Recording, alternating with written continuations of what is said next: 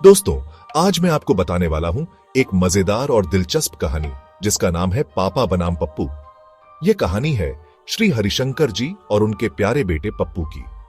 हरिशंकर जी गांव के सबसे बड़े और सख्त व्यक्ति थे। उनका एक ही सपना था, उनका बेटा पप्पू एक दिन उनका नाम रोशन करे। लेकिन पप्पू का ध्यान सिर्फ मस्ती करने और स्कूल से भागने में था। एक दिन पप्पू ने सोचा कि आज स्कूल नहीं जाना है।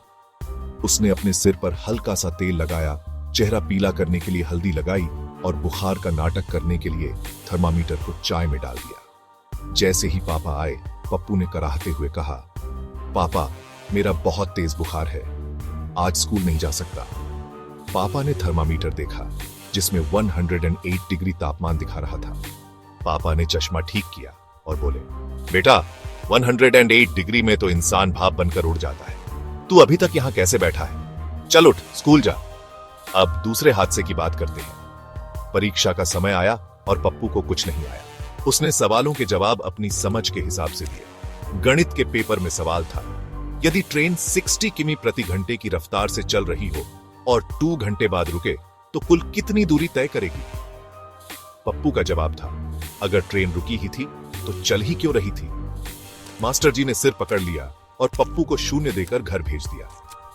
तीसरे हादसे में पप्पू के चाचा, मुन्ना चाचा, ने उसे सलाह दी कि वह स्कूल में टिफिन बॉक्स में आलू भरी हुई बंदूक ले जाए और मस्ती करे।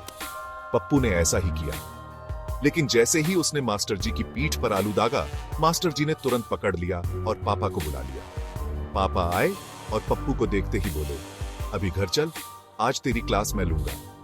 आखिरकार एक दिन पप्पू की शरारतों से तंग आकर पापा ने उसे खूब डांटा।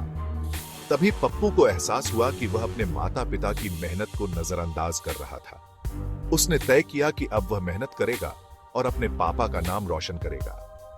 आज पप्पू एक सफल इंजीनियर है, लेकिन जब भी वह अपने बचपन की यादों को सोचता है तो उसे अपने पापा की डांट और मास्टर जी की सजा पर बहुत हंसी आती है। दोस्तों, इस कहानी से हमें यह सीखने को मिलता है कि माता पिता की डांट हमेशा हमारे भले के लिए होती है। शरारतें भी जरूरी हैं, लेकिन जिम्मेदारी समझना उससे भी जरूरी है। धन्यवाद।